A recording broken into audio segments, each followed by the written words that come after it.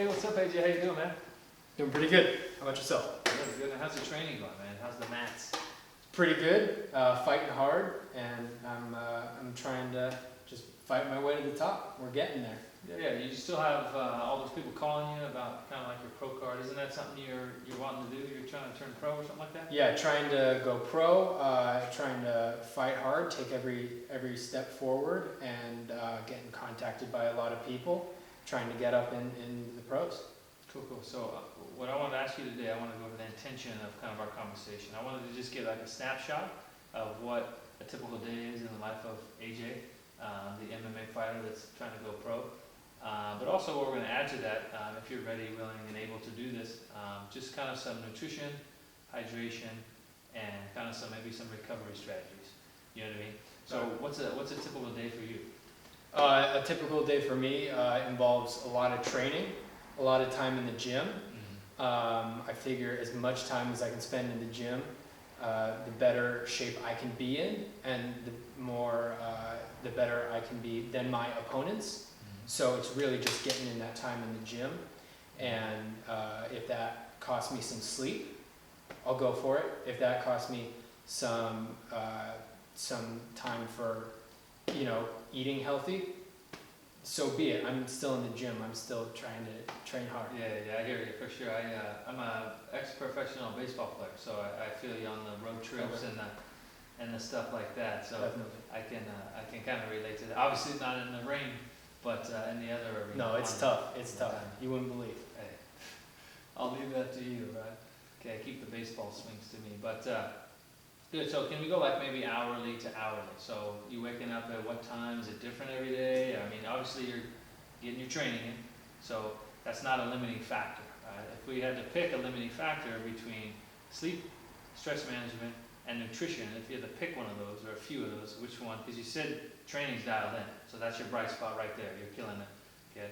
But out of those other three that I mentioned, what would you say maybe is something that's holding you back? Because what I'm hearing is that your dream is to become a pro boxer. Is this correct? Definitely. Yeah. Okay, cool. Well, I might be lacking in sleep, but like I said, it's all about that time in the gym. That time in the gym is a real good stress reliever for me, Okay. but it also, brings up more stresses than it might possibly let out. When I'm in there wailing on a punching bag or I'm wailing on another dude, that could be real stressful for me. And, even though I'm letting out all that aggression, all that stuff coming in from, people contacting me about, taking the next step, I got a lot of big decisions to make. And that could also be some stress that's coming up. I'm not worried about sleep. I'm fine. I'm doing what I'm supposed to be doing. So. Cool. Yeah. Totally hear you, man. So again, I just want to make sure we're concrete on the number one goal for you is Go pro. go pro. 100%. Cool, go pro. So now, kind of like off tangent here, a little off topic. Have you ever heard of the yin yang symbol? Do you know what that means? Is anything like that? I read in your profile that you had maybe done some Tai Chi back when you were a kid, and maybe you don't do it anymore. But do you get the concept of the yin and yang? What does that mean to you? Definitely. Just having balance in your life, I think. And right now that balance is it's being thrown out the window in the pursuit of my goal. And I mean, it's just what I'm doing. It's part of the training, and it's part of living this life. Totally, I hear you. So It's just something that you can't get around, is messing up some area of that yin yang. You have to be 100% committed to what you're doing.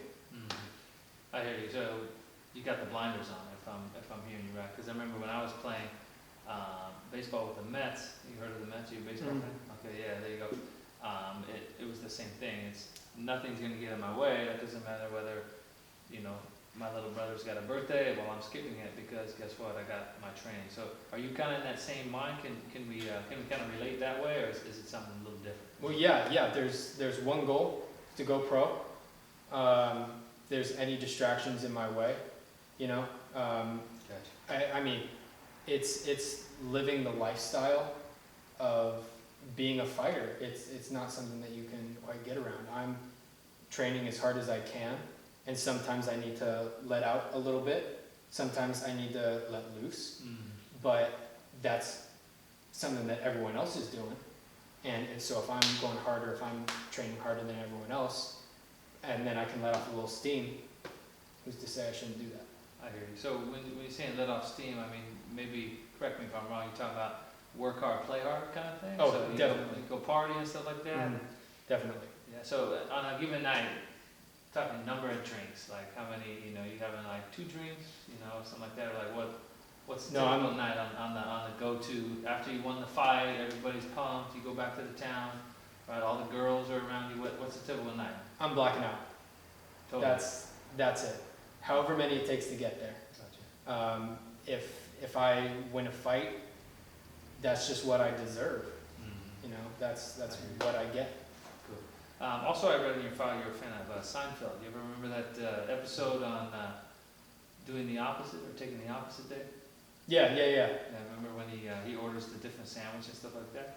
The only reason I bring that up is because I have this goal, and obviously my job is to get you to that goal with Mhm. whatever I need to do. Okay? But in order to say yes to something, which is your dream, okay, you also have to say no to something else. Okay? So you're obviously the expert at your life and your training schedule. What's one thing that you could say no to in order to take you to that goal? Because again, I'm hearing that you want to be on the pro card, right? Yeah. And you got your training dialed in. Okay. Mhm. But also what I read in this is that maybe some of those injuries are leaking back up, right? So again, let's keep this the goal. What's maybe one thing we can say no to get you on that path to becoming the pro fighter? Yeah, I could. Geez, there's quite a bit. I mean, there's definitely stuff I know I shouldn't be doing, but it's just when I'm in the moment, when I've won a fight, it's kind of that high of winning the fight.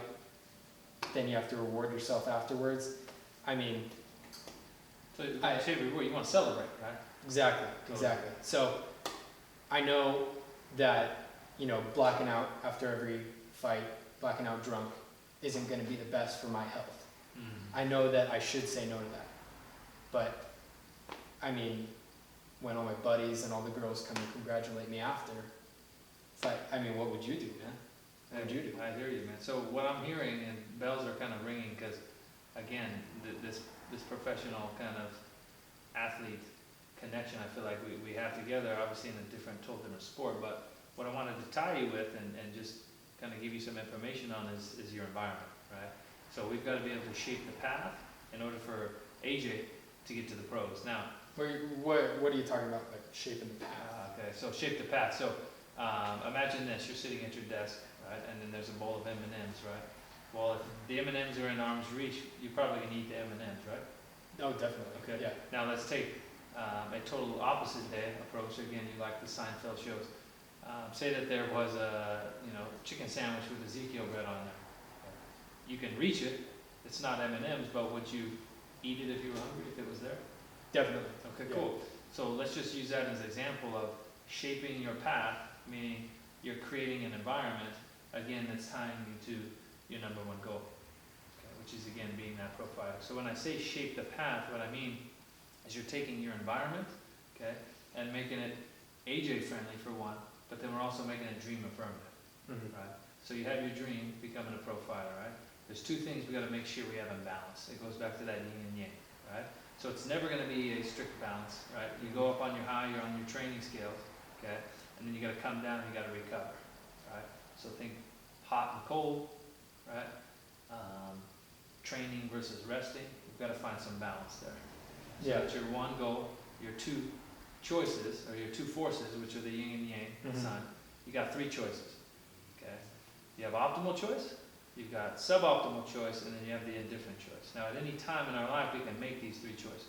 So again, the next time you win the fight, you've got 3 choices, okay? You've got a goal of being a pro fighter. Mhm. Okay? You're now already telling me that the blacking out maybe isn't the best thing for your recovery. Okay, so that'd probably be the suboptimal choice. Would you agree? Yeah. Okay. Now, you can take the indifferent choice, which means you can kind of freeze for a second, step back, still go to the party, right? But be a little bit more mindful maybe of, hey, are the people around me in my path, right, or in my environment actually helping AJ, or are they hurting AJ? And sometimes this is tough, okay? Because again, I can connect with you here when I have brothers, sisters, aunts, and uncles, when I go to the family gatherings, they're telling me, oh, eat this, eat that, when I'm trying to stick to my program. Has that ever happened to you? Oh, yeah.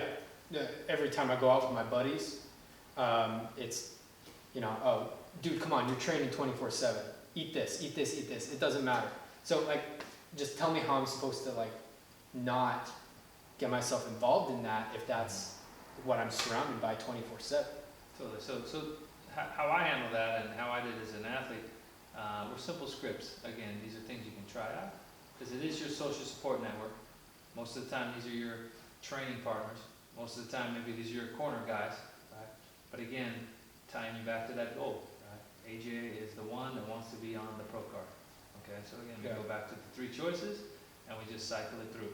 So a script would be, that's probably not the best choice for me now.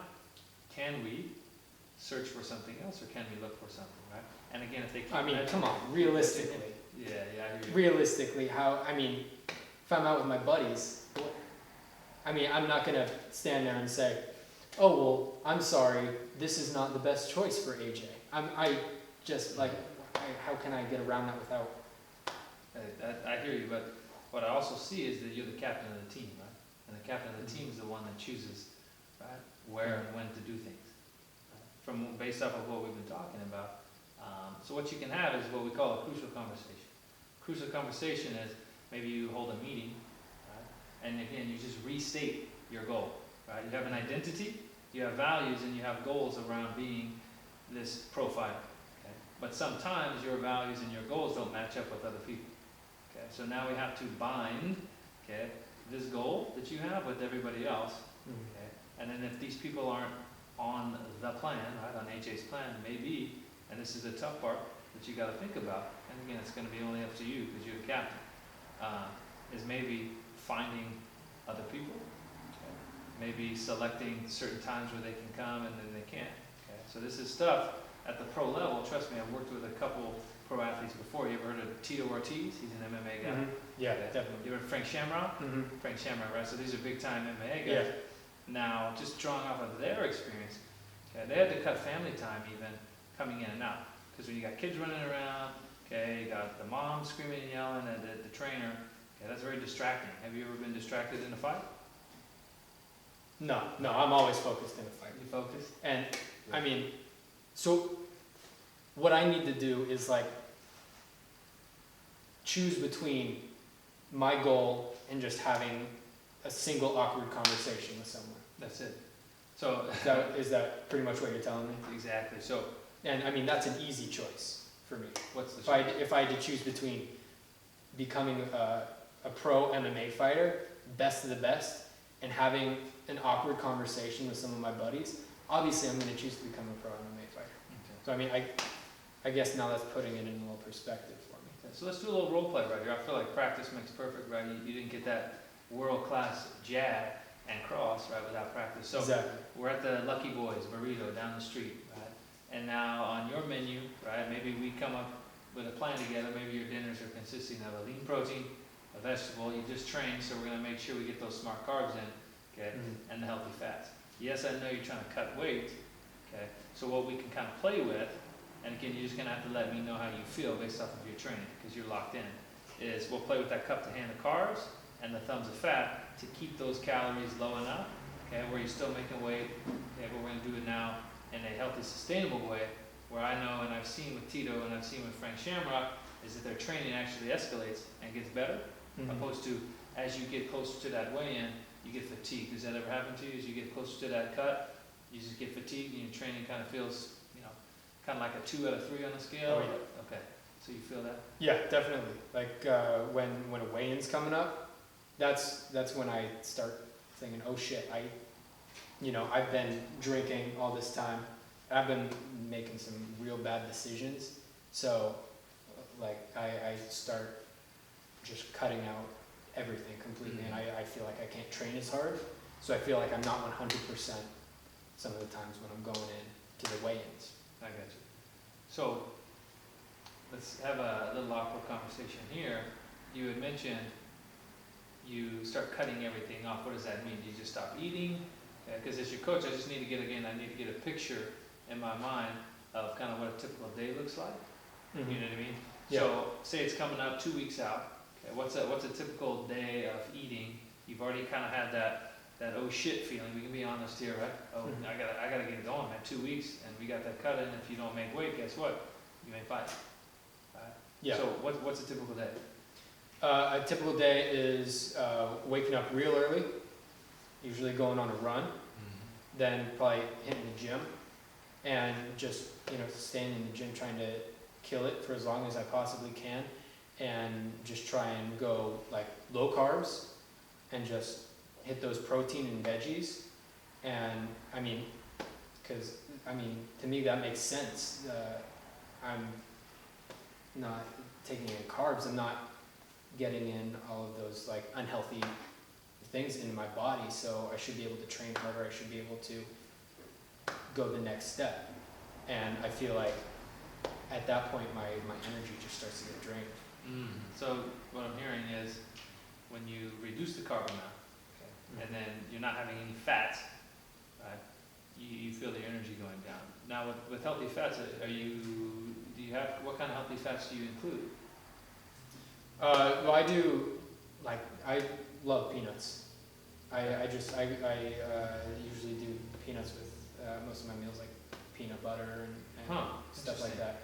So, that's usually what I do.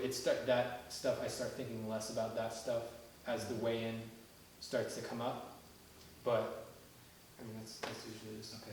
what I'm going for. Interesting. I just want to give you some feedback that I've got, and we can get a second opinion on this. But Mhm. based off your blood work and that food intolerance test, what's coming up here is peanuts.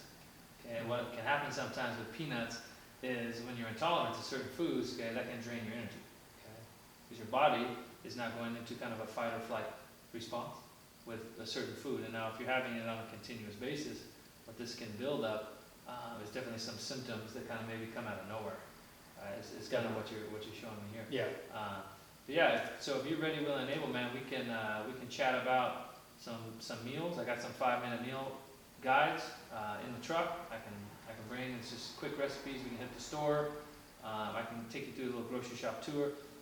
But on a scale of 1 to 10, how ready are you to take kind of the next step with me as your coach? Obviously, I'm going to be coaching you on some nutrition, some lifestyle stuff.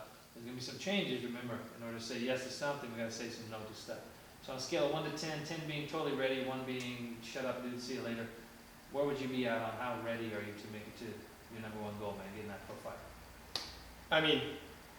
Right now, I'd like to say a 10. That would be awesome if I could come to you and say a 10. But with the stuff that I've tried in the past, I know that I slip every once in a while. So I'm probably going to be at like a 7 or an 8. I'm totally willing right now, but I know in the future stuff's going to come up. And I'm going to go out drinking with my buddies. And I'm going to go out and make some of those decisions that you might not think are the best for me. But, that's just realistically what's going to happen. So, I'd love to go forward right now. I just know in the future some shit might come up. Cool. So maybe, from what I'm hearing, is that maybe there's a little worry about when you are getting closer to fights, and then there's a little bit more pressure from the social network to maybe say go off the plan, right? Mm-hmm. With precision nutrition, we like to think of things on a continuum, right? So a couple words have popped up that you've said is that maybe I'm going to judge you, or maybe shit's going to happen, right? So think of things on a continuum where one meal is not going to hurt you, okay? And one meal isn't going to fix you. It's all about the big scheme and consistency. So if you had 2 weeks of meals and you had 2 nights where you quote unquote were off the plan, okay, that's a double win. You know what I mean? So I heard you said willingness, you're at a 10. Definitely. Ableness is the ability. Do you have the skills? Do you have the finances? Do you have the transportation? Do you have the storage space for all these foods? Is ableness something that's up at a 9 or a 10, or are we down lower on the scale? Yeah, ableness is up at 9 to 10. Perfect. So the only thing that we're a 7 on is the ready. Mm-hmm. Okay, cool. Totally awesome, totally cool. I've seen this with a lot of clients before, okay, where they're willing to change, okay? Mhm. They're able to change, they have the skills, but then there's still some worry about, small worry, about the readiness to change because of their environment, okay? Now, this is something, again, I can help you with, if you're willing, or if you're ready. Pause it. Yeah, so this is something I can totally help you with on the readiness scale, again, but I'm just gonna need some confirmation that when we go into this, again, your goal, becoming that pro fighter, is that you're going to give me feedback, okay, about 24, 48 hours feedback on the things that we're implementing, okay, Mhm. how that is working. That's how I work with my clients. It's direct contact to me, okay? I have a 24-hour policy of getting back to you. If it's not 24 hours and longer, you need to call the search party, okay? But again, with Ken Shamrock, Tito Ortiz, what they would do, I would send them recipes, I'd send them kind of a meal guide, and then they'd hit it, and at the end of the day, hey, I don't like this, I don't like that, so preferences, right? So again, it's not me telling you, hey, this is exactly what you're gonna do. It's gonna be this collaborative approach that is, again, all based off of your goal, right? So again, I don't have an invested interest in my goal of becoming a better baseball player, or, you know what I mean? Mhm. And Definitely. stuff like that. My main focus as a coach, okay, is, boom, getting you to your goal. And again, if it's me having that awkward conversation with some of your teammates, some of your training partners, okay, that's what I'm gonna have to do. Because again, you're my client, and I want you to get to where you wanna go. Perfect. If you're willing to stick with me, and if you're willing to meet me halfway on certain things, man, I'm more than willing to stick with you. Cool. I'm more than willing to make some You compromises. ready to go? I'm ready to go. Let's do it, bud. Let's do it. Yeah. Good job, guys. Dude, that was like, Woo! how long was that? That was 21 minutes.